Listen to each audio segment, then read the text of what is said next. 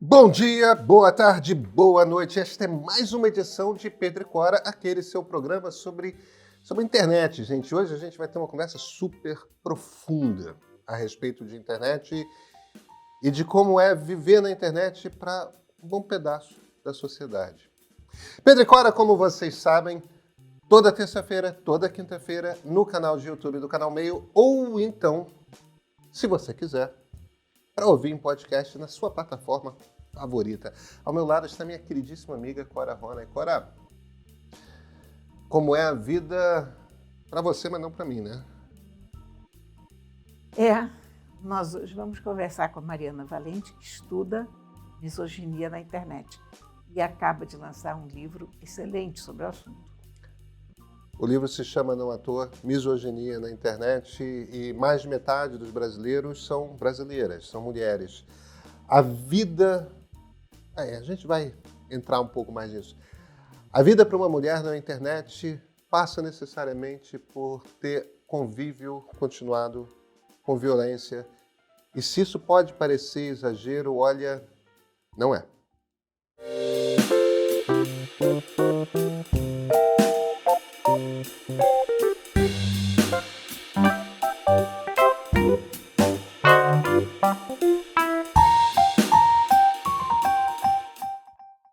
Misoginia na internet não é um pleonasmo? Excelente pergunta.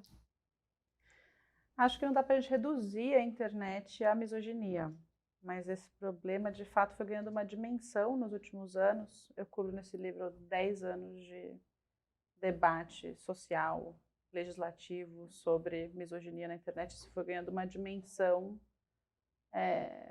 que faz com que a sua pergunta faça sentido, mas é uma das discussões. A internet também foi um espaço para articulação de temas feministas, de demandas de gênero, um espaço muito importante. Tem muitos pesquisadores que olham para uma retomada das ruas, do movimento feminista, uma diversificação dos movimentos feministas e veem que a internet teve um papel fundamental, na verdade. Quando a gente olha para 2011, 12, emergência da Marcha das Vadias, não sei se vocês se lembram desse Sim, Claro. momento, isso teve muito ligado a articulações que aconteceram na internet, mas também a uma articulação internacional que foi possibilitada pela internet, pelos blogs feministas, pelas redes sociais. E teve até um momento em que a gente era muito otimista em relação a isso, né? Em relação a como esses espaços estavam permitindo que emergissem novas narrativas. Acho que ainda existe um certo otimismo em relação a isso. Novas narrativas começaram até a pautar a imprensa, temas que não vinham à tona. Vários tipos de feminismos, né? Feminismos periféricos, por exemplo, começaram a pautar uma parte do debate feminista. Mas com isso teve esse crescimento gigante de ódio, violência nas redes, que veio culminar em casos muito conhecidos mais recentes, né? Agora, eu cubro um período de 10 anos porque, de fato, eu começo a contar essa história em 2012, que foi o ano que foi aprovada a Lei Carolina Dickmann, que já é mais de 10 anos atrás. já tem 10 anos. Hein? Já tem 10 anos. E teve casos importantes de antes, né?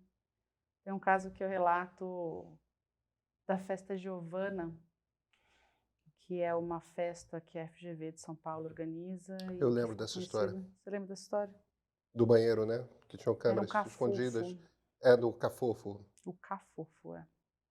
E aí, aquelas fotos, foram feitas fotos escondidas e alunos do centro acadêmico mandaram para e-mails de pessoas em bancos, em empresas, a faculdade inteira.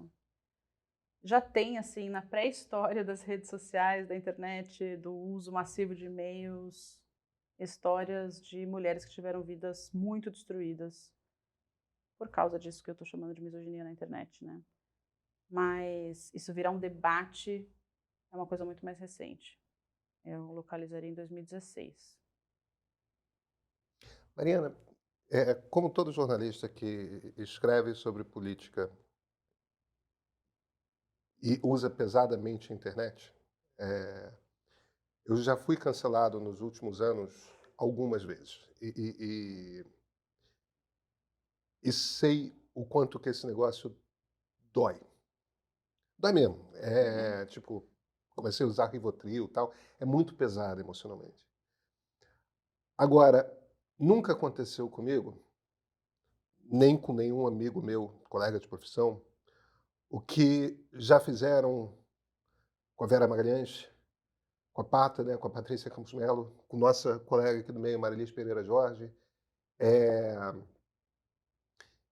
que é você falsificar imagens de cunho pesadamente pornográfico mesmo. E não é só com jornalistas. A Manuela Dávila tem algumas histórias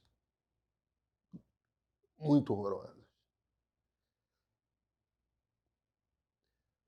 O que acontece que, por mais pesado que se pegue com homens, com as mulheres sempre vai por por esse ângulo da degradação sexual, porque obviamente o tratamento é É muito distinto. diferente, O que acontece? Tem algum mapa? Existem teses a respeito de o que acontece? Existem desde pesquisas que comparam a diferença do que acontece com jornalistas homens e jornalistas mulheres, políticas, candidatas mulheres, candidatos homens, algumas que a gente fez no Internet Lab, inclusive, eu falo bastante delas no livro. E existem pesquisas de onde isso vem. A Valesca Zanella, uma professora da UNB que escreve bastante, faz bastante pesquisa há muito tempo sobre xingamentos, o caráter de gênero dos xingamentos. Isso que você está contando de um jeito anedótico aparece nas pesquisas mesmo como constatação. Às vezes a gente não tem uma quantidade maior de ofensas ou xingamentos a candidatas em relação a candidatos, isso depende muito, né? A gente, por exemplo, nas eleições de 2022, a gente localizou, não, nas de 2020, a gente localizou um volume muito grande no Internet Lab de ofensas. A gente tem um projeto que chama Monitora, né, que monitora o debate político e as mensagens direcionadas a políticos e políticas para entender como está se dando a violência política na internet. E a gente viu que o Guilherme Boulos recebia uma enxurrada de xingamentos. Mas aí quando você vai comparar os xingamentos que o Guilherme Boulos recebe e os que a Manu Dávila recebia, o caráter é muito diferente mesmo e traz bem isso que você está falando, né? Não só sexualidade, que está muito central na questão de normativas de gênero, mas narrativas sobre família, é bem comum, e isso a gente pega de novo o caso da Manuela Dávila, aparece muito, né? Não é uma boa mãe. Chegaram a agredir a filha dela, bebê de colo, agredir fisicamente. É muito mais comum, tanto a narrativa quanto a ameaça chegar nos familiares de uma mulher do que de um homem, né? E aí a gente tem outros marcadores aí, quando a gente pega mulheres negras ou quando a gente pega Erika Hilton, que é uma mulher trans negra, o caráter da violência, o quanto ela se torna mais agressiva, assim, é muito aumentado. Com as mulheres negras a gente viu com muita clareza animalização, uma coisa que não aparece tanto com as mulheres brancas, uma comparação com animais o tempo inteiro. No caso da Erika Hilton, transfobia presente assim de cabo a rabo, e o caso da Erika é bem pesado, né? Nessas eleições que eu estou mencionando, 8,5% dos tweets que a gente analisou, dos tweets que ela recebia, eram ofensas, xingamentos. Então, quer dizer, imagina se quase 1 em cada 10 tweets que você recebe, um xingamento, a maioria de caráter transfóbico. Mas é isso, a gente nem sempre está falando de quantidade, tem pesquisas que mostram isso também. Eu analisei no ano passado uma pesquisa que um think tank canadense fez, chama CIGI. Ele fez uma pesquisa com a Ipsos, olhando para a violência na internet em 18 países. E em quase todos os países, quando você olha a incidência de violência na internet, é parecido entre mulheres e homens, mas o tipo de violência e o impacto que essa violência tem na vida das mulheres e homens, o número é sempre muito diferente. E tem muito a ver com esse caráter, né? E esse caráter da violência contra a mulher na internet, da misoginia, está muito ligado às expectativas de gênero mesmo, né? E é por isso que eu falo de misoginia no livro, que eu acho que até que é uma coisa importante de especificar um pouco, porque esse é um conceito que está sendo construído no Brasil. Eu falei do marco de 2016, que foi o momento do impeachment da Dilma, foi quando se começou a falar muito de misoginia no Brasil. Você vê isso quando você analisa as teses que começaram a ser escrevidas, tem um pico ali de teses, trabalhos acadêmicos sobre misoginia, porque parece que teve uma consciência de que, olha, tem um caráter misógino na forma como o debate está se dando.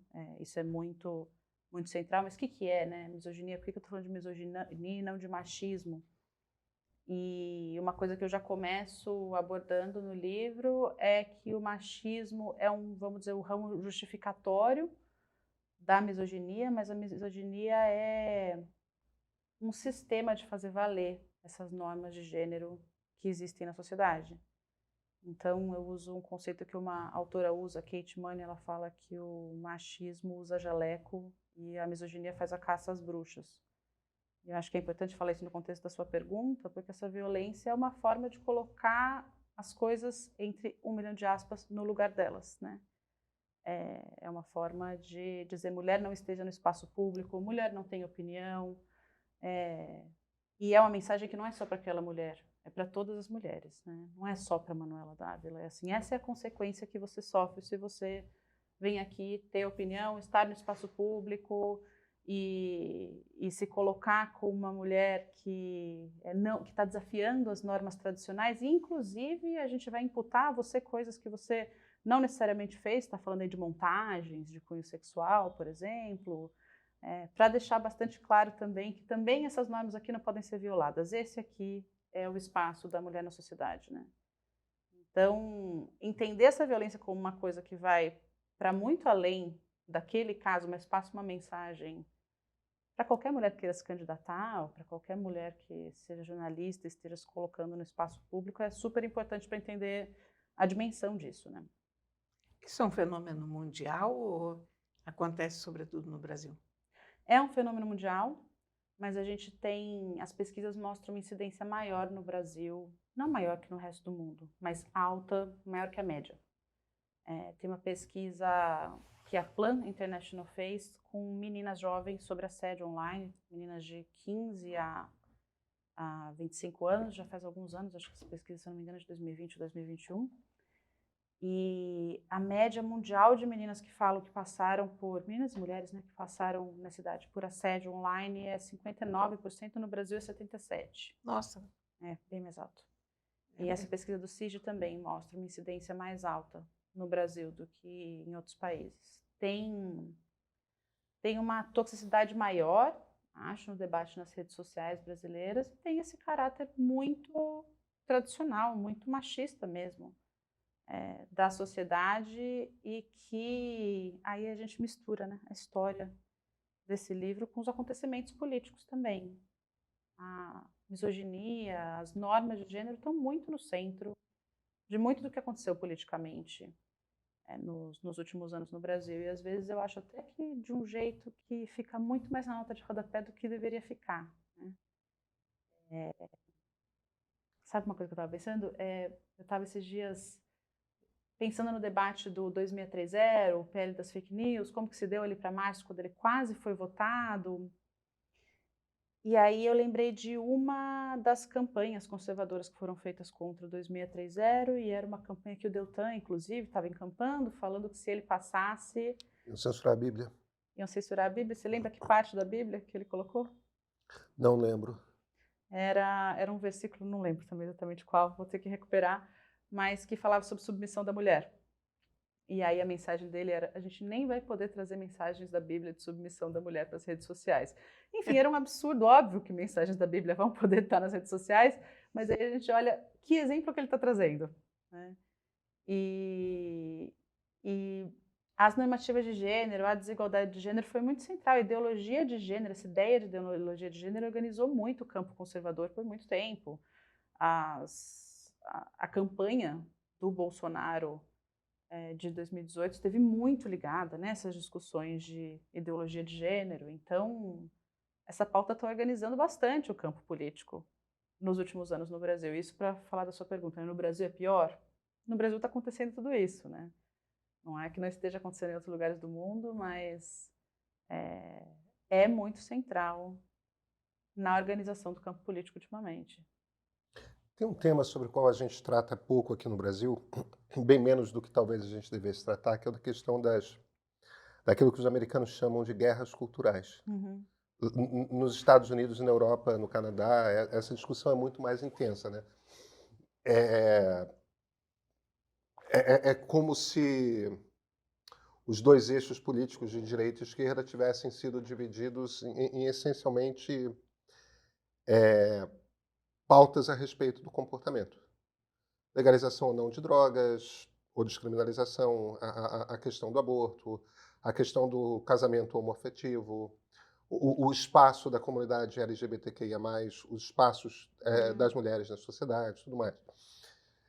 De certa forma, dos anos 60 para cá, as democracias, como é do feitio e da natureza de democracias, começaram a ampliar os espaços. Uhum.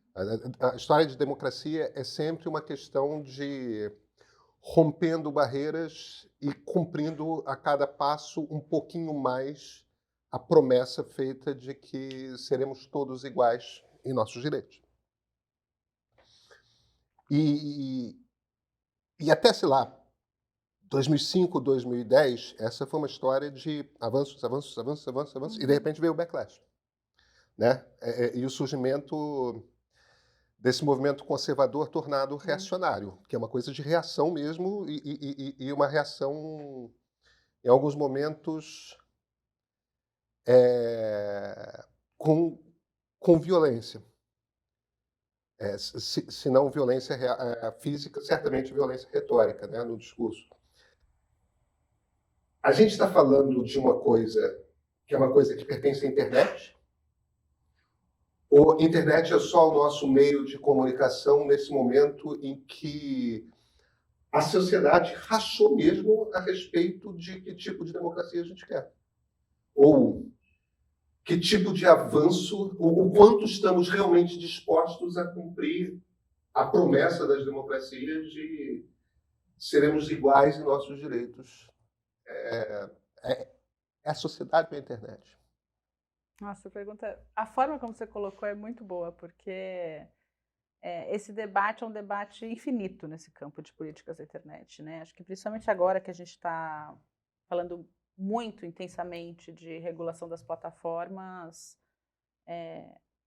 a extensão da responsabilidade das plataformas digitais pela, vamos dizer, polarização, extremização, misoginia, ódio, ataques nas escolas, tudo isso está no centro do debate. E, inclusive, que consequência que isso deve ter do ponto de vista regulatório.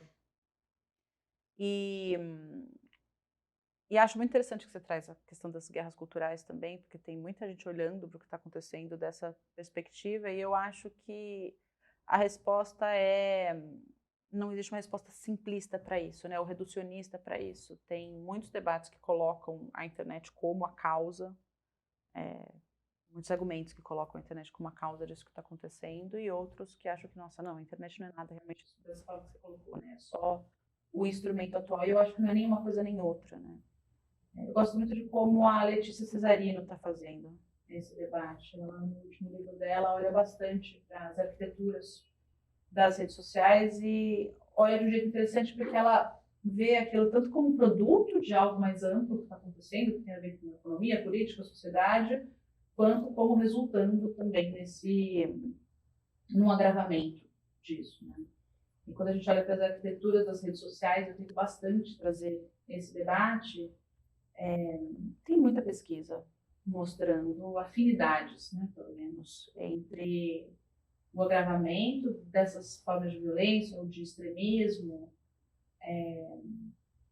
e essas arquiteturas, né? Ela faz uma coisa muito interessante, que é tomar cuidado também com algumas interpretações simplistas disso, né? Você olhar, por exemplo, um período no YouTube e falar, dá para perceber que um usuário que entra no YouTube ele é muito rapidamente radicalizado. Isso parece tirar o sujeito, né, tanto o sujeito usuário, que está ali, parece que é uma pessoa totalmente passiva, que não tem outros fatores para aquela pessoa estar aberta para aquele tipo de radicalização, quanto a própria arquitetura, né, que dialoga com o usuário, com o comportamento que está sendo, vamos dizer, interagindo. Isso meio que tira o livre-arbítrio da parada, né? E não é bem assim. E não é assim. Mas ao mesmo tempo esses rabbit holes que o YouTube abre, tipo, você vai naquela espiral ali. Eu entendo que eu entendo que as pessoas não são imbecis, elas estão raciocinando a respeito do que estão vendo, mas ao mesmo tempo, quando é só aquilo que é apresentado a você e você não necessariamente entende como o machine learning funciona, como que você está sendo empurrado para aquele caminho. Tem as duas coisas um pouco, né? Tem as duas coisas. Tem as duas coisas, sim. Porque, ao mesmo tempo, vários estudos vêm mostrando que, sim, a gente não pode entender usuários como pessoas passivas, mas o acesso a notícias, por exemplo, tem sido cada vez mais passivo. Como que a maioria das pessoas hoje no Brasil acessam notícias? Abrindo as redes sociais e lendo as notícias que chegam nelas.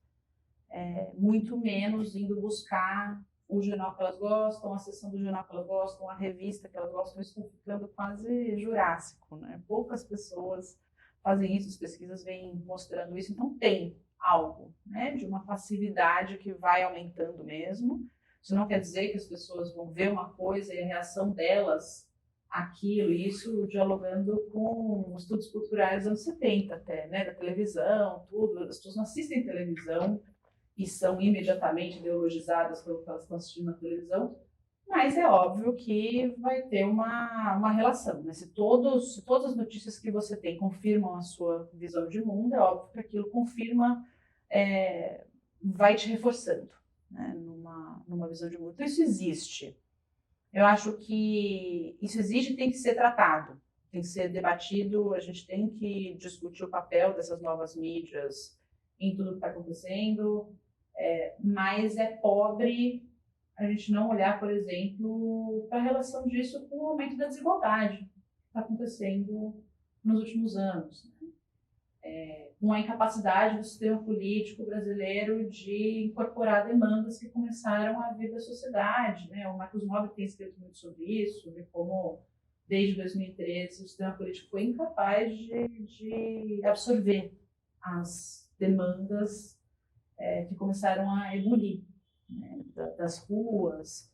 Então, quer dizer, isso tudo também está presente. A gente colocar toda a responsabilidade na tecnologia também é uma forma de se eximir de outras questões que são de outras ordens.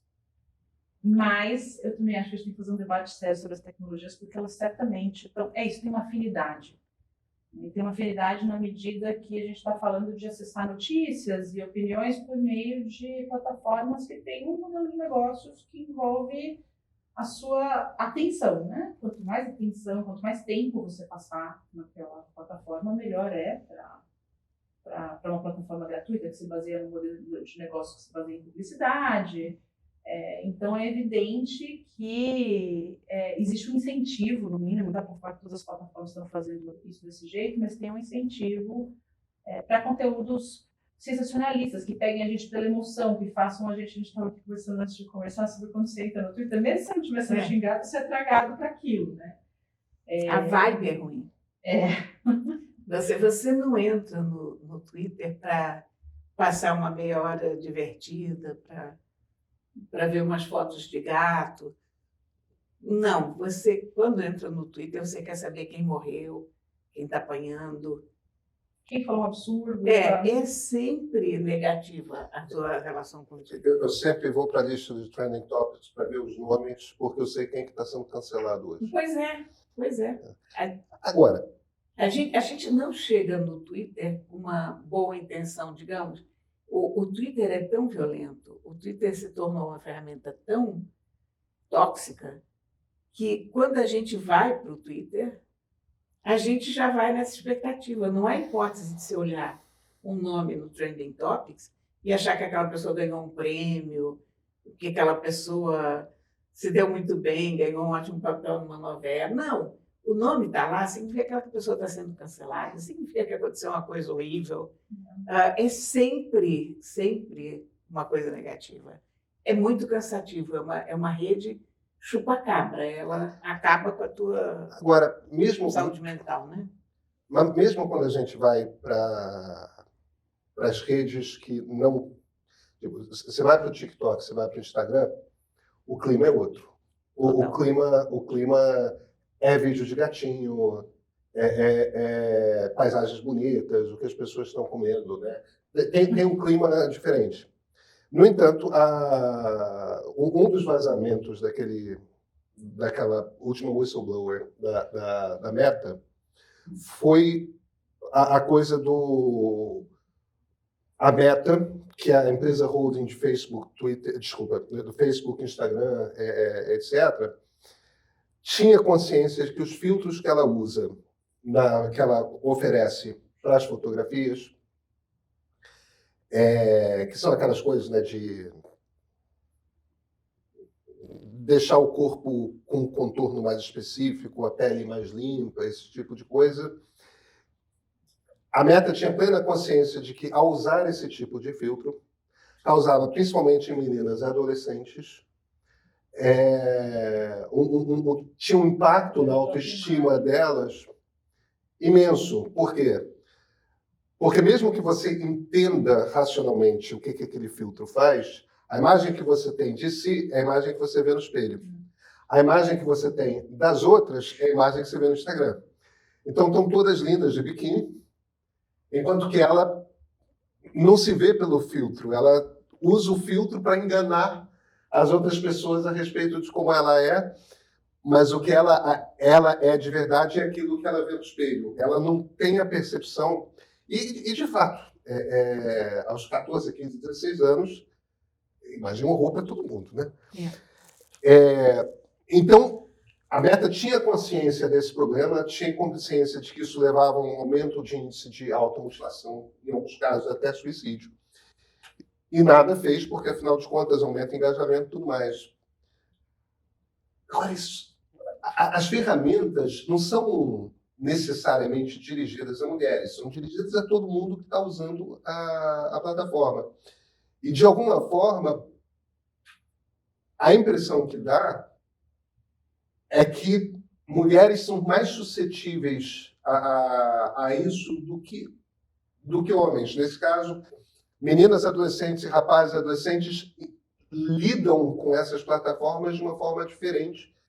Por quê? O que acontece aí? Por que é mais difícil para as meninas do que para os rapazes? Isso está totalmente ligado a essas normativas de gênero, né, que a gente estava conversando antes. Essas pressões já existem.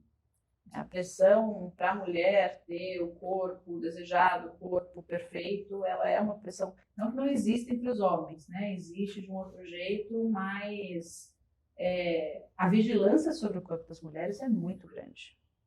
Na cultura popular, na família, isso já está posto na sociedade. As plataformas não criaram isso, mas as plataformas podem amplificar isso. Aí a gente está falando não só de moderação de conteúdos, mas quando a gente fala tem um tema que está super, ainda bem, né, sendo discutido cada vez mais hoje, que é a discriminação algorítmica pelos sistemas de inteligência artificial. A gente está falando de formas de amplificação desses valores que já existem, né? E aí a discussão é o que fazer em relação a isso, porque os valores já estão circulando, não é que eles foram inventados, esses valores existem há séculos. Existem há milênios.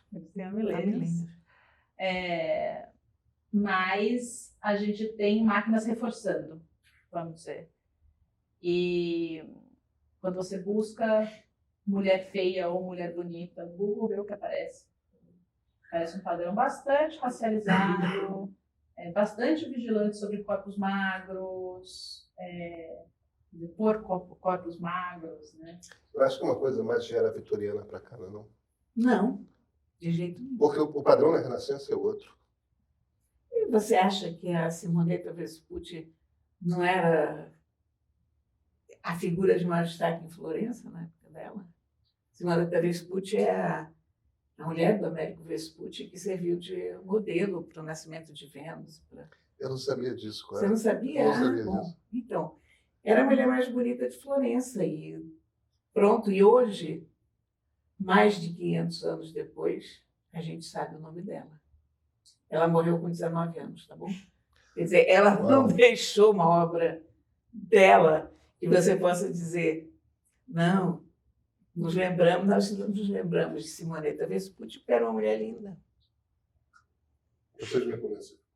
São várias formas de vigilância, né? Em vários momentos diferentes. Acho que não é a mesma. Não é quando você olha para a arte clássica grega e romana, você não vê muita variação naqueles corpos, não. No fim das contas, eu acho que o que vocês estão falando é o padrão do que é considerado bonito pode até mudar, mas o padrão sempre tem um foco maior na mulher do que no homem. Sim, com certeza. Mas subalternidades, né, em geral. Tem uma outra coisa que tem aparecido muito mais no debate e acho que ganhado muito mais espaço público, inclusive por causa das mobilizações, bastante, né, nas redes sociais, que são as diferenças também em como que as normativas operam sobre mulheres brancas e negras nos Estados Unidos, no Brasil. Uma coisa que eu tive que lidar muito no livro foi com as noções de público e privado, que quando a gente está falando de internet, as coisas se borram de um jeito muito maluco, né? É interessante. E aí tem uma consequência muito específica no direito. A gente foi olhar para como o judiciário, nessa pesquisa, né, que eu coloco aqui, tem uma parte sobre como o judiciário lida com casos do que a gente estava chamando de discurso de ódio contra a mulher, veio a chamar de misoginia depois, posso até explicar um pouco por quê. Em vários casos, mesmo quando eles estão no público, eles são julgados pelo judiciário como violência doméstica, por se desenvolverem um relacionamento, um ex-relacionamento, uma coisa desse tipo, né? E aí a gente faz essa discussão de, nossa, mas público e privado começa a ficar muito bagunçado, né? Quando você tem uma forma de violência que classicamente seria uma forma de violência doméstica, mas ela está no público, então a mensagem não é só para aquela mulher, é para todas as mulheres, né? Nesse sistema de vigilância. E isso leva a gente para um debate que no campo do direito das mulheres é muito caro, que é a questão de público e privado e de trazer o campo da violência doméstica para o público, para o espaço público, para a gente entender isso como um problema público, né? E tem muito a ver com o que a gente estava falando dessas normativas, desses sistemas de vigilância, né? E a gente tem um discurso muito corrente no campo do direito das mulheres de que as mulheres foram confinadas ao espaço privado. E isso tem muito a ver, né, com a era vitoriana e tudo, a ideia de que as mulheres, mas não só, né, Mire sendo exemplo das mulheres de Atenas, mas enfim, de que as mulheres têm que ficar no espaço doméstico, o espaço público é dos homens. E aí vem as escritoras negras lembrar que as mulheres negras escravizadas sempre trabalharam, né? E depois da escravidão no Brasil, inclusive, não tiveram a opção de não trabalhar. Então, vão bagunçar um pouquinho também o entendimento dessas normativas de gênero, porque essa expectativa, ela é a expectativa dominante sobre as mulheres, porque, inclusive, é construída sobre mulheres brancas, né? Mas ela nem nunca foi verdadeira para as mulheres negras no Brasil, né? Então, essa demanda por trabalhar, por exemplo...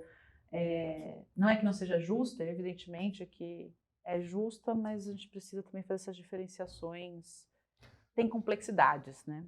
Tem uma história muito divertida. Por volta de 1789, 90, aportou aqui no Brasil, aqui no Rio de Janeiro, a First Fleet, que é a frota que vinha de Londres, caminho da Austrália, que vai colonizar a Austrália. E o vice-rei do Brasil era o Luís de Vasconcelos, que é o cara que mandou prender Tiradentes. E era um cara muito sofisticado, um cara literato, que tinha uma expectativa de tornar o Rio de Janeiro, que era a capital mais cosmopolita. E o problema é que aqui no Brasil, muito diferente de Lisboa na época, todas as casas, as janelas eram de gelosias, aquelas gelosias árabes mesmo, que é aquela trama de madeira que só são os buraquinhos. E o motivo para isso é para que da rua você não pudesse ver as mulheres dentro. E o Luís Vasconcelos queria dar para os ingleses, no Paço Imperial, que na época era o Paço do Vice-Rei, um grande baile. e começou a negociar com os homens da cidade para que eles trouxessem suas mulheres e suas filhas para dançar. Não teve jeito. As mulheres negras andavam pela cidade trabalhando, levando água para cima e para baixo, porque não tinha encanamento, essa coisa. Mulher branca não saía de casa. Uhum. Isso era todo o Brasil colônia. A maneira como Luiz Vasconcelos resolveu foi mandando os soldados botar roupa de mulher para dançar com os ingleses. Mas isso era assim, no período da colônia, isso é 15 anos antes de Dom João VI chegar no Brasil, não é? Tipo, mulher não. E só com a chegada da corte que começou a se normalizar a ideia de que as mulheres pudessem andar na rua. Você estava falando, ou pelo menos pareceu falar de. Qual o termo em português para revenge porn? Como é que se. Muita gente chama de pornografia de vingança, pornografia de revanche. Eu detesto esse termo, acho que ele é todo cheio de problemas e normativas erradas. Eu tento usar disseminação não consentida de imagens íntimas, mas aí a gente fica com esse termo bem grande. Mas aí é enorme também, né? É enorme. Pois é, mas a gente precisa. Então vamos entrar nessa conversa, Vamos. porque eu acho que esse é um pedaço grande e importante da misoginia na internet. É imenso. Que é o ex-namorado, o ex-marido, que em algum momento tirou fotografias ou fez vídeos consentidos dentro do relacionamento, e aí o relacionamento é rompido por qualquer maneira, ou não importa o que acontece, esse cara vai lá e torna públicas imagens de nudez, de relações sexuais, Isso é barbaramente comum no Brasil. Existem sites enormes de mulheres que... se você entra no Google e digita expressões como vazou na internet, são páginas e páginas e páginas diárias de resultados. A lei Carolina Dickmann, embora o que tenha acontecido com a Carolina não tenha sido a mesma coisa, foi um técnico que estava consertando o computador dela que teve acesso àquelas imagens que eram pessoais e divulgou. A lei nasce parte dessa preocupação. Por reconhecimento de que isso é uma questão... Não adiantou muito a lei, né? Quer dizer, você tipifica, portanto, tem um crime, é mais fácil de julgar, mas é uma prática habitual de humilhação de mulheres. E isso é mais agudo no Brasil do que... Como é que a gente vê esse pedaço da questão da misoginia? Esse pedaço é enorme. Aliás, tem até, quando eu vou fazendo essa reconstrução, esse debate domina. Até 2016, é ele que domina totalmente o campo de pensar violência de gênero nas redes sociais. Aí começa a aumentar mais a discussão de discurso de ódio, pessoas públicas. Depois do assassinato da Marielle, em 2018, a questão da violência política de gênero cresce muito.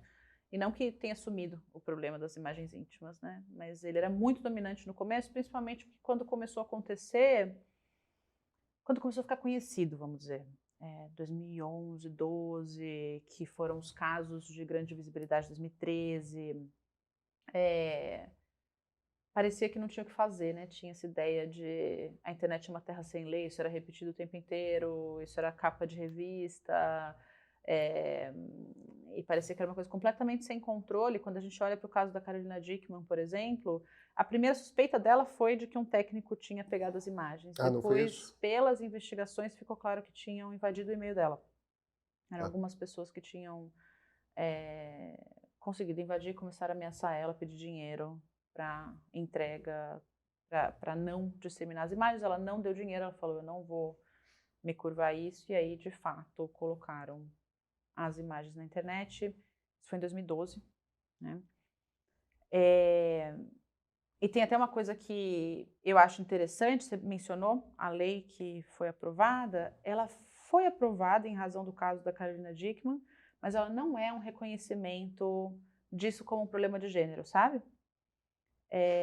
Não? Não. Primeiro que ela fala de invasão de dispositivo informático, que nem foi o que aconteceu com a Carolina Dickmann, então nem para o caso é adequado.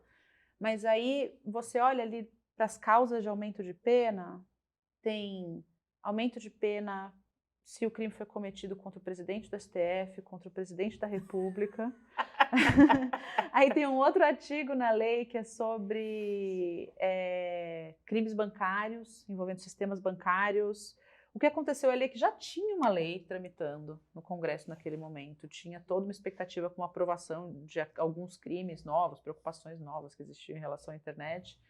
E aí, quando aconteceu o caso Carolina Dickmann, foi o gatilho para ser aprovado. Mas eu fui assistir as matérias da época também, porque eu precisava escrever sobre esse caso, né? E é muito curioso que fica um debate todo em torno de esses hackers, fazem a reconstituição ali dos hackers num lugar escuro, invadindo o e-mail da Carolina Dickmann. A preocupação era outra, parecia... a internet é um lugar totalmente sem regras e os hackers vão acabar com a nossa vida, a gente precisa dar um jeito de criminalizar isso de algum jeito. Mas a Lei Carolina Dickmann não olha especificamente para as imagens íntimas.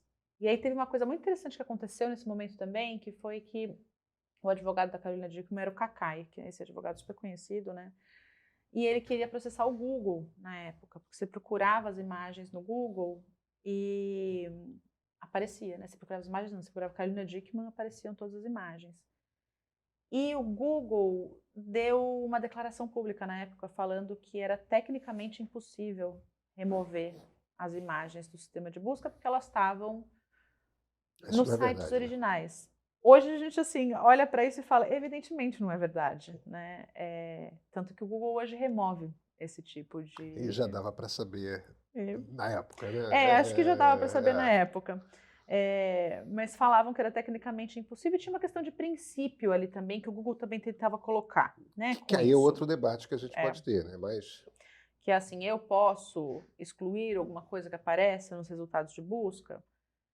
E quando o Google respondeu isso, mas o argumento principal foi que era tecnicamente impossível mesmo, e vinha embutido isso, né, de olha, não é com a gente está só devolvendo o que a internet está mostrando. Se você quer derrubar as imagens, tem que ir nos sites onde elas estão e tentar derrubar. O que criava um monte de problemas novos, que esses sites não estão hospedados no Brasil, né?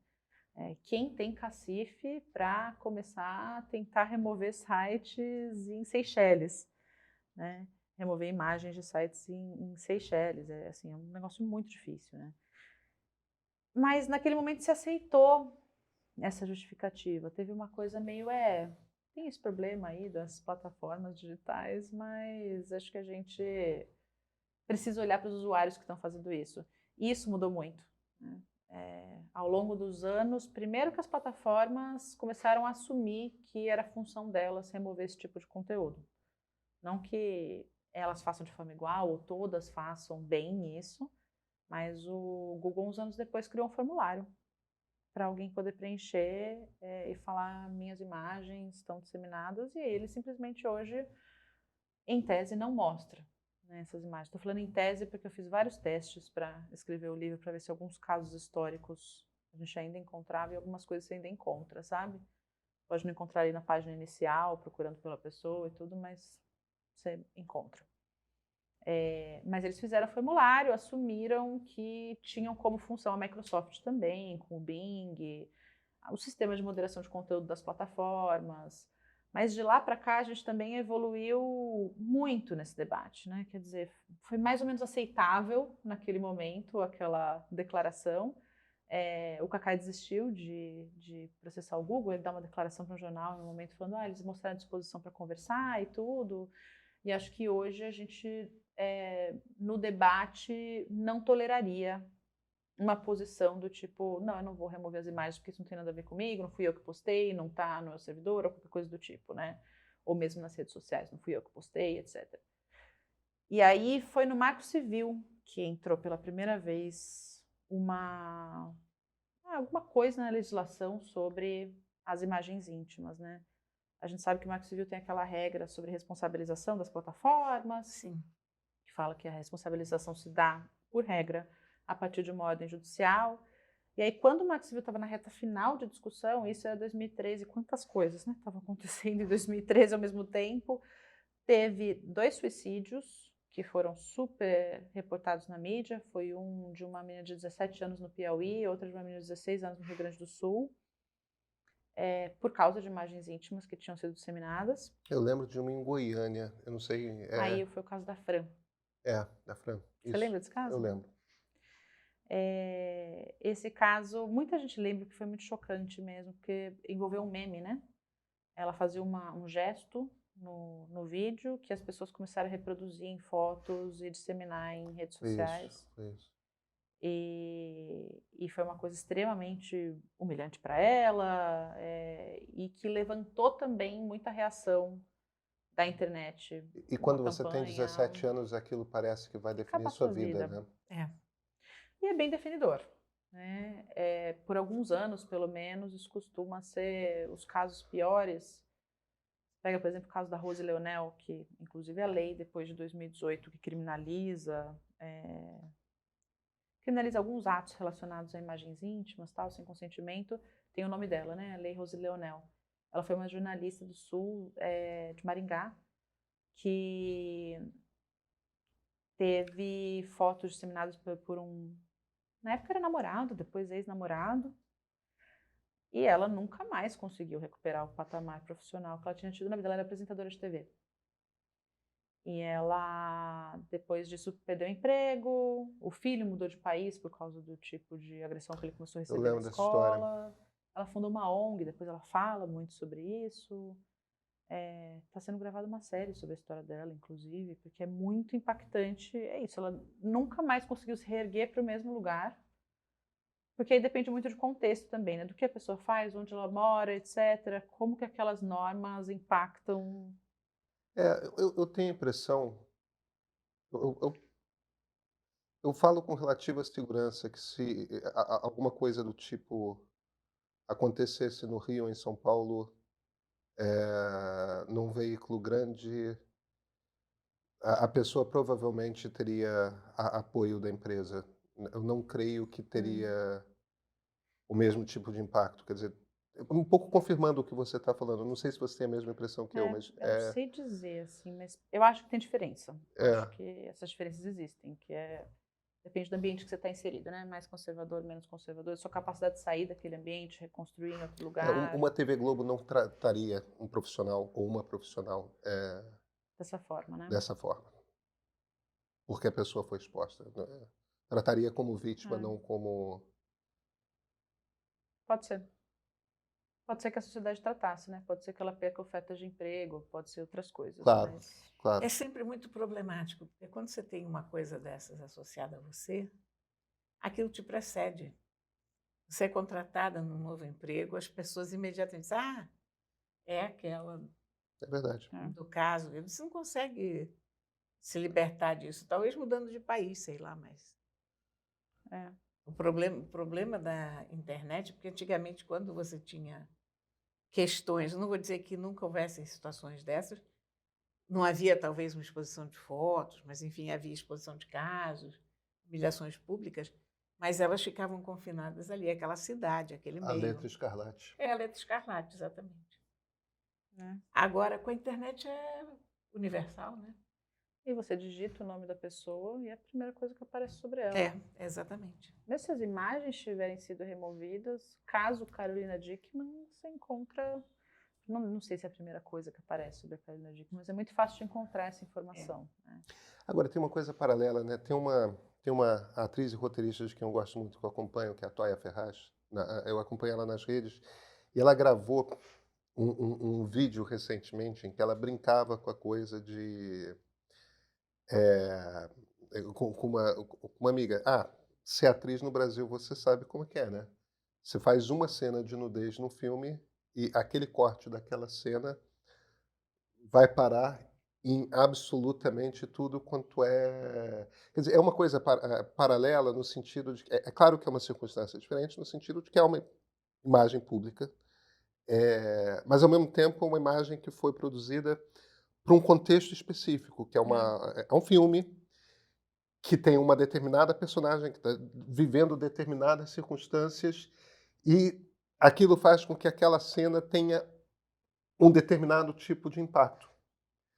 quando viram, sei lá, 30 segundos num MP4 que aparece em trocentos sites, a maneira como aquela cena será vista nunca vai ter o contexto, a característica. E isso é uma coisa que, para atrizes, virou. E não tem como combater uma coisa dessas nesse sentido, né? Ou eu estou fazendo o discurso de que a internet é uma terra sem lei e não é bem assim. A internet é uma terra sem lei. Só que não pode ser. Olha, vamos voltar para o Marco Civil. O Marco Civil colocou uma regra ali, uma exceção, para que uma pessoa que tem imagens de nudez ou sexuais possa remover. Não é que possa remover. O que a regra fala é que se você notifica a plataforma se torna responsável, né? Isso, qual que é a intenção dessa regra, em oposição à regra geral? É falar, as plataformas têm que lidar com mais agilidade, porque senão elas vão ter que pagar uma indenização junto, né? E eu acho que foi a primeira regra de responsabilidade de plataformas que lida com esse problema das imagens íntimas, da nudez, no mundo. Não tenho conhecimento, fiz bastante pesquisa sobre isso para ver se outros países tinham se adiantado, e não, o Brasil se adiantou de colocar ali mesmo. E isso teve um impacto grande em como as plataformas começaram a responder. Eu estava fazendo pesquisa sobre isso na época, falava com as advogadas que trabalhavam com mulheres que estavam passando por casos e falavam, olha, teve uma sensível mudança de postura, né, das empresas. Então tem coisas que dá para fazer. O caso que você está contando de nudez tirada de contexto, né? Pois é, porque não é uma imagem vazada. Você vê o filme na Netflix, você vê o filme na Globoplay, você vê o filme na HBO Max, você compra o DVD do filme, o Blu-ray do filme. Que quando você está vendo o filme, é muito claro que é a personagem. Quando Exatamente. você corta Exatamente. aquele trecho, não é mais a personagem, é a atriz. Não só é a personagem, como tem todo um contexto emocional daquele momento da história. Tem uma carga imensa ali que te leva como espectador, que quando você joga para os 30 segundos num site pornô, a coisa é completamente diferente. Né? Eu, assim, colocando um chapéu aqui não de pesquisadora de advogado agora, eu defenderia que dá para derrubar com o Marco Civil isso também, que também é uma imagem de nudez não consentida. Ela foi consentida não foi feita para isso. Entendi. Agora, é argumentativo, né? Você vai ter alguém que vai defender que, olha, mas foi consentida, a coisa está disponível em vários lugares, etc. Mas eu acho que tem um argumento ótimo para aquilo é um contexto, esse aqui é outro contexto, não foi autorizado para isso, sabe? E que aí dá até para se basear nas discussões de direito de imagem e tudo. Olha, eu queria, na verdade, te perguntar sobre o livro. Porque nós estamos vendo um lindo livro. Lindo mesmo. Aqui. A Fósforo fez um trabalho. É verdade, é lindo como objeto. A Fósforo é uma editora super caprichosa. Eles dão um tratamento gráfico exemplar aos livros, são super cuidadosos.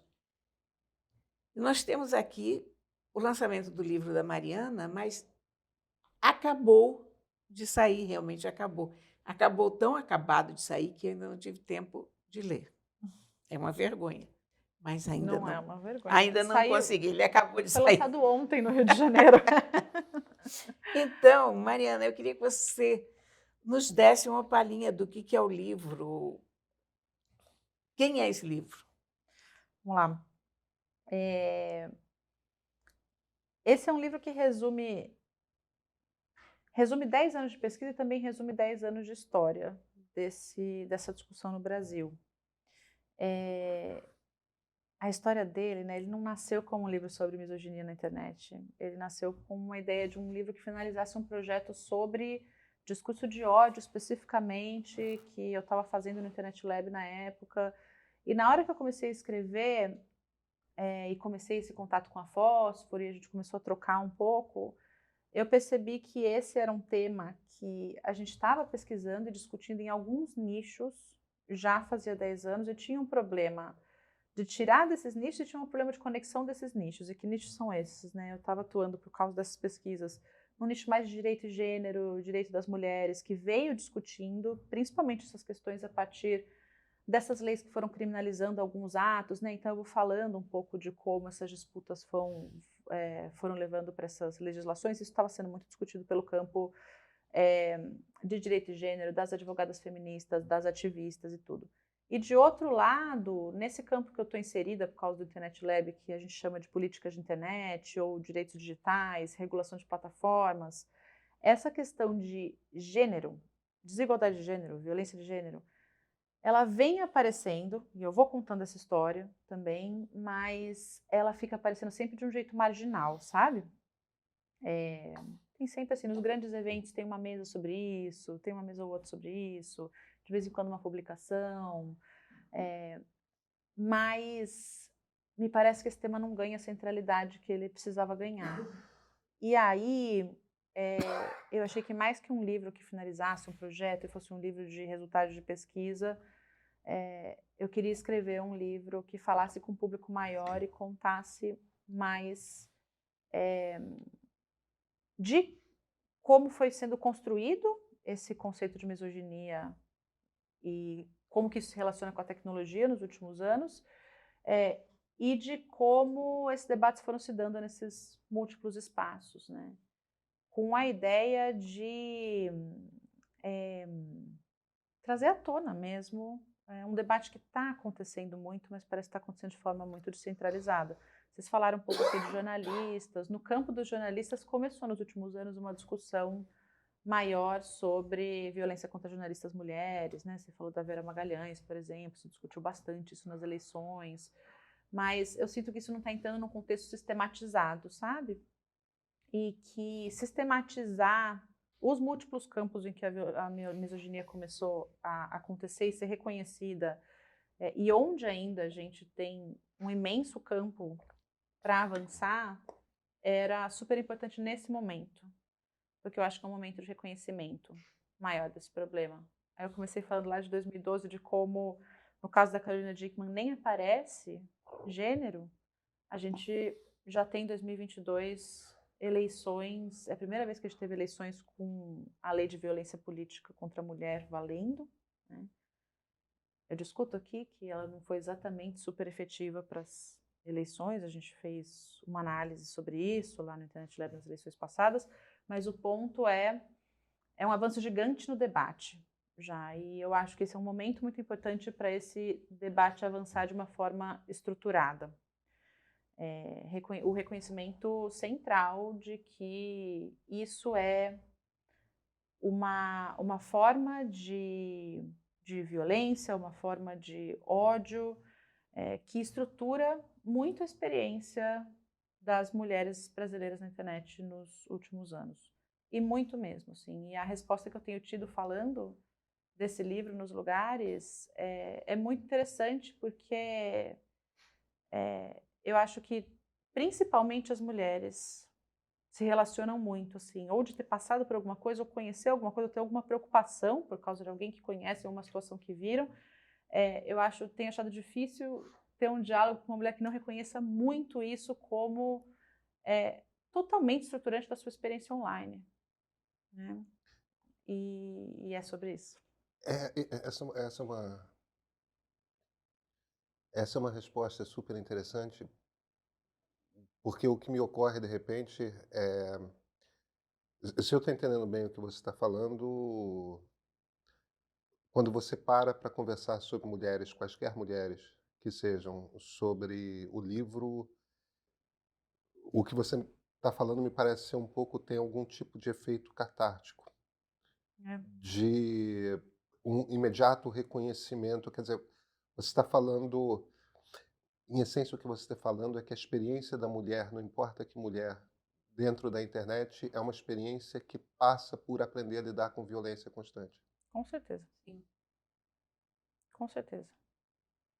Não importa que mulher, claro, né, tem as diferenças que a gente coloca, que existem, então, de uma parte do livro para frente eu começo a falar das mulheres comunicadoras, né, jornalistas, candidatas, ativistas têm uma experiência específica ali, que é essa misoginia, que é de colocar de volta ao lugar esperado, né? Mas isso é uma mensagem para todas as mulheres, acho que é isso que eu estava falando, né? Tem muitas outras pesquisas que a gente fez com mulheres que não tinham esse perfil e que falam de, não, eu nunca passei por experiência de violência, porque eu também não fico me expressando e discutindo política. Então, Ou seja, a intenção da violência é justamente é justamente essa. fica quieto, né? Olha, isso eu já vi mesmo. comentário agressivo em receita. Mulher ensinando a fazer não sei o quê, comentário misógino mesmo, embaixo. Bizarro. E eu estou tentando atentar para as consequências disso, porque e isso começou a ser mais reconhecido no Brasil recentemente, né? Lá no começo ainda tem muito, mas a maior parte das histórias que a gente contava era de mulheres que levavam casos de violência para a delegacia e o delegado falava: fecha o computador, sai da internet. É isso, assim, como se desse para separar totalmente a existência online e offline, como se desse para falar para alguém jovem, né, não esteja na internet ou alguma coisa do tipo. Não respire. Não respire. O ar Era está muito poluído, comum. pare de respirar. Ainda é difícil, tá, o reconhecimento, acho que muita gente vê isso como uma coisa menor, mas quando a gente vai destrinchando essas múltiplas formas de misoginia, de vigiar comportamento feminino, a gente vai pensando nas consequências, né? Então, a gente tem um parlamento que tem uma das menores representações femininas do mundo. Apesar da legislação. Apesar da legislação, é 16% no Senado, 17,7% na Câmara. Isso está abaixo da média não só mundial, mas regional. O Brasil está indo muito mal em representação feminina. E quando você olha para mulheres negras, é menor ainda, né? É muito pouco, nas câmaras, vereadores também. E começou a ser reconhecido como a violência durante as campanhas e durante os mandatos é uma barreira invisível para essas mulheres. Num país violento como o Brasil, e aí a gente volta de novo para essas muitas perguntas, né, Clara? Do que tem de específico no Brasil? A gente é um país muito violento.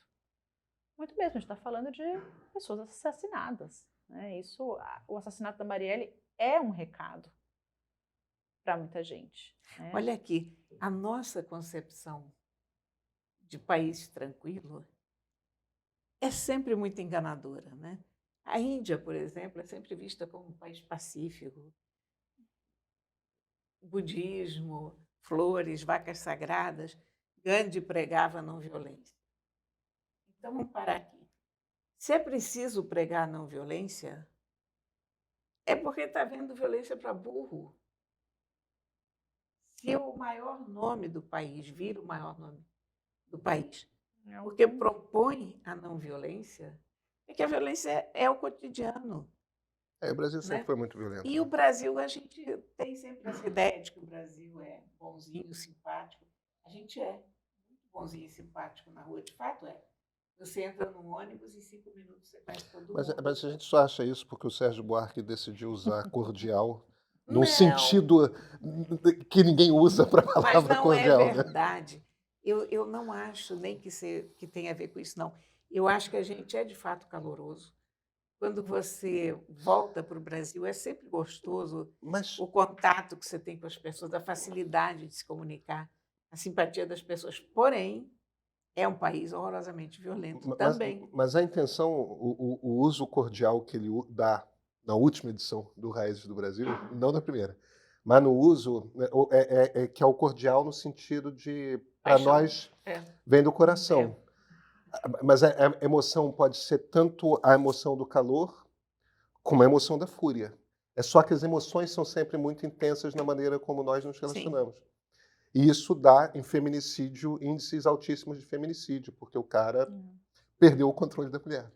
Olha, um país que escamoteia a violência também, né? Que consegue fazer colar a tese da democracia racial. Isso é muito impressionante. Muito impressionante. Um país que mata, que a polícia mata pessoas negras, que tem guerras acontecendo nas favelas. E se fala disso até hoje, né? O Brasil é um país que não tem racismo, não é um racismo racismo tem em outros lugares, né? Então a gente também tem esse dom de escamotear. É porque houveram racismos piores, eventualmente. Aí você se acha no lucro porque você teve um racismo Essa menos tese, pior. Eu não sei se teve racismo piores, não. Se você compara o número de pessoas escravizadas Não, mas que quando a você gente tem... teve no Brasil com os Estados Unidos, muito que foi um maior, país né? que escravizou barbaramente, a gente teve 10 vezes mais escravos que os americanos. Sim, mas quando você tem um regime como o apartheid, como a lei de Jim Crow, Tá. Eu é acho, mais agressivo. eu acho que isso é usado para essa tese, né? Uhum. Para essa Exatamente. tese que Para não dizer que tem, o paraíso que nós somos, Ah. porque apenas isso nós não tivemos.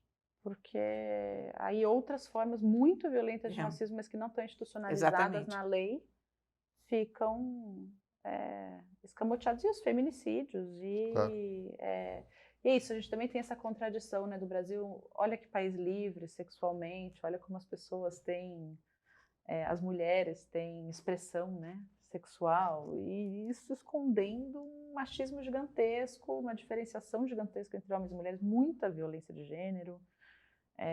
No mesmo caminho, né? Olha, você sabe, uma vez me aconteceu. A gente é xingado tanto na internet que a gente nem lembra mais. Mas tem um xingamento que eu me lembro até hoje, porque era tão bizarro. Alguém me... Não, a Cora Rona é uma dessas mulheres azedas que nunca teve filho. Eu tenho 2 filhos, eu tenho 5 netos, eu falo da minha família o tempo todo. Nem verdade é. E eu fiquei pensando, olha que coisa esquisita, eu não me esqueci disso nunca, por uma série de fatores, porque a pessoa ignorou solenemente quem eu era, ela não sabia quem eu era, não tinha nem ideia de quem eu era. E outra, é que ninguém jamais diria isso de um homem. Nunca. Quer dizer, esse é o tipo da afirmação, olha, o fulano é um desses caras amargos que nunca teve filho. Porque a felicidade da mulher está em ser em casa e ter filho, né? A partir do momento que você é, é isso. Pois é, É isso que a pois pessoa é. está dizendo. Eu achei tão expressivo isso. Não foi nem a coisa mais ofensiva que me disseram, aliás, né? Na verdade, não é nada, mas eu guardei isso porque eu achei tão significativo, tão emblemático da mentalidade, que ficou na minha cabeça. Digo, olha, que coisa, é isso.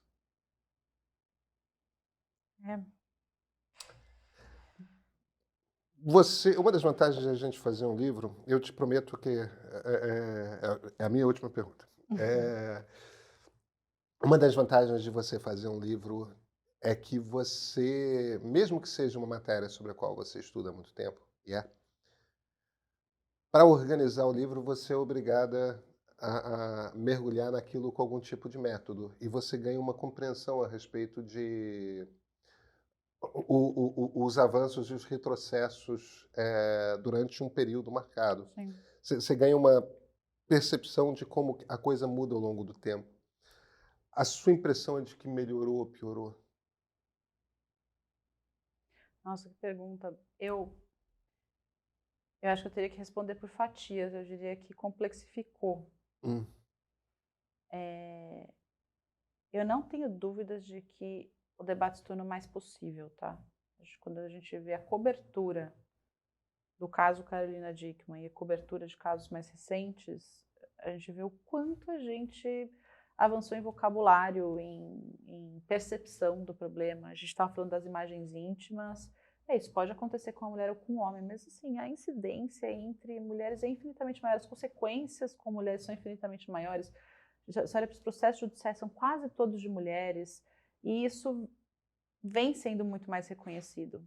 Parece que quando a gente começou a discutir isso em 2012, 2013, 2014, ainda tinha muita gente nos espaços, era muito mais comum nos espaços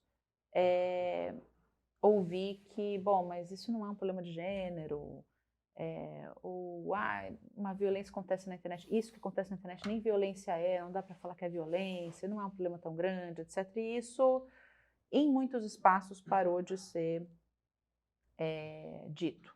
Tem um reconhecimento. Aí eu estava falando da construção da palavra, do conceito de misoginia Sabe que teve todo um debate sobre colocar misoginia no título ou não, com a editora. Porque eu falei, nossa, mas será que as pessoas conhecem essa palavra? E aí teve uma super discussão no começo desse ano sobre o caso dos Red Pillars, quando eles atacaram... quando teve um ataque, uma ameaça à Lívia Lagato, né, do cara do Campari lá. O debate de misoginia estava muito presente na mídia. Eu falei, não, vamos. Acho que tem até um papel político, né, em Qual colocar... seria a alternativa ao título? Nossa, teve 15 alternativas, assim, estava tentando criar uma frase, tentando falar alguma coisa sobre violência contra mulheres na internet, mas ir por esses caminhos de não usar essa palavra, que ainda é uma palavra, vamos dizer, em construção. Mas a decisão de usar ela foi justamente dizer, não, acho que o público está pronto para olhar essa palavra e saber o que é, né? E eu acho que isso já é uma resposta para a sua pergunta. Mas a gente também teve, desde nesse mesmo período, né, que eu estou escrevendo, um aumento muito grande do extremismo, e de um extremismo muito baseado nessa discussão, né? A gente teve 4 anos de um governo falando barbaridades sobre questões de gênero, barbaridades mesmo, né? Tem até um dos processos judiciais que eu analiso, é um processo contra o governo Bolsonaro, não o Bolsonaro em si, mas contra o governo por falas, um processo que o Ministério Público Federal moveu, para responsabilizar por falas misóginas. Você vai vendo assim os exemplos, é muito chocante de ver em conjunto, sabe? E ataques que autoridades também começaram a fazer contra algumas personalidades e que levaram a avalanches, né, de violência, quer dizer, uma autorização da violência. Então, você mencionou o caso da Patrícia Campos Mello, a maior parte da violência que ela sofreu veio depois de tweets do presidente da família dele, né? Então, você tem assim, a autoridade máxima política do país autorizando a misoginia na internet, né? Então, aí quando você me pergunta, a gente avançou, eu olho para isso também e falo... Foi o próprio presidente Jair Bolsonaro, no caso da Patrícia, que trouxe a metáfora sexual para... Deu o furo, né, que ele falou. Isso. No caso da Vera Magalhães também, era uma coisa que nem... A gente no Monitora pegou esse caso, conseguiu identificar uma onda de violência contra a Vera Magalhães depois daquele Roda Viva, em que ele fala que você é uma vergonha, e fala várias coisas para ela, né? E aí essa frase, você... Um debate presidencial. Foi um debate? Um debate. Foi um debate presidencial, isso mesmo. E aí essa frase começou a ser repetida, né, por apoiadores, não só para Vera Magalhães, mas para muitas mulheres candidatas. Então, você vê essa autorização da misoginia ao mesmo tempo. E assim, isso tudo não acabou, né? Não é que acabou esse governo e isso acabou, isso está presente ainda, algumas vezes de forma latente, outras mais explícitas. E a gente teve a Manuela Dávila desistindo de concorrer, a gente teve a Áurea Carolina desistindo de concorrer, a gente está vendo inúmeros casos de violência misógina, transfóbica, racista contra mulheres eleitas na Câmara, né, dos deputados principalmente, nas CPIs, vocês devem estar acompanhando, né, esses casos de... Então, assim, falar que melhorou, eu acho que não dá, quando você olha para essa camada. Eu acho que a gente tem mais reconhecimento público, mas, por outro lado, talvez dê, inclusive, para falar que piorou, que a violência aumentou. Você sabe que essa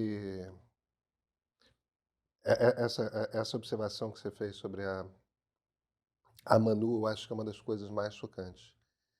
Ela é uma política que fez uma carreira estelar, chegou ao ponto de ser candidata a vice-presidente da República numa chapa que chegou ao segundo turno, super jovem, quer dizer, aquela política que chegou a um nível de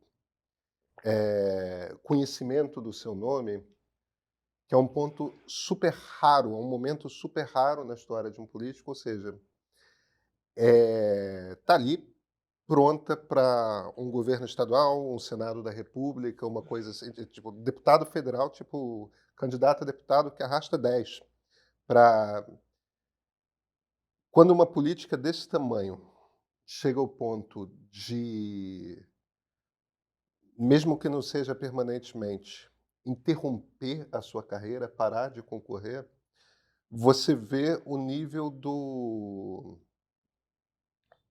Isso é uma derrota para a democracia, né?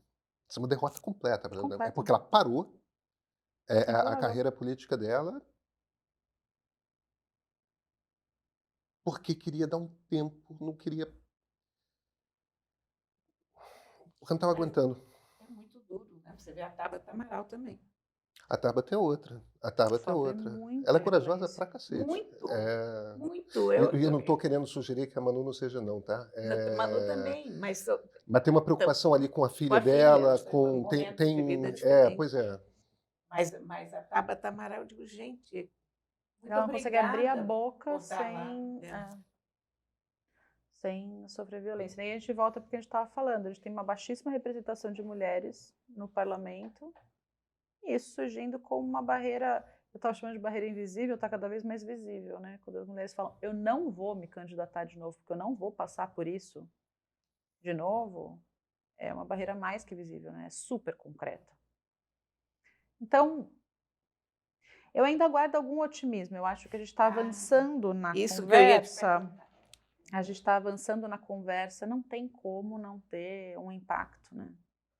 Eu não acho que a gente está conseguindo olhar para esse problema da forma geral e multidisciplinar que ele precisa. O que a gente foi fazendo ao longo desse tempo foi ir aprovando criminalizações de ações, fora a lei ali do Marco Civil.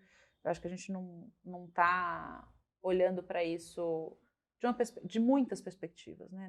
Isso não é um problema que a gente resolve com uma perspectiva só. Você tem ali o nível do usuário, eu estava falando do nível da plataforma, a gente estava falando das arquiteturas, de regulação da internet, tem que entrar nesse debate, mas tem que entrar no coração desse debate, não pode ficar nas margens. A gente tem que ter um debate de políticas públicas que incorpore isso, e que incorpore isso para a educação, mas também para acolhimento das mulheres vítimas desse tipo de violência, para encontrar outras soluções, por exemplo, de apoio na relação com as plataformas, na relação com o agressor, mediações que sejam necessárias para quem está passando por aquilo. Tem alguns outros países adotando algumas medidas, né, nesse sentido, criando agências que cuidam disso, por exemplo. Então, assim, acho que a gente está longe ainda, mas eu espero que a gente esteja no caminho, acho que a gente está. Agora, que melhorou, eu acho difícil dizer, porque me parece que a violência escalou. Então, acho que eu guardo esse otimismo porque a gente precisa. E porque acho que tem algum motivo no sentido de, poxa, a gente está falando disso aqui hoje, né? Quanto mais não seja, a gente tem esse livro. Então, se alguém vier dizer, olha, não existe, isso é coisa de internet, isso não tem importância, você pega o livro só. Leia. Mariana, muito obrigado pela conversa. Obrigada, eu agradeço vocês pela oportunidade, adorei.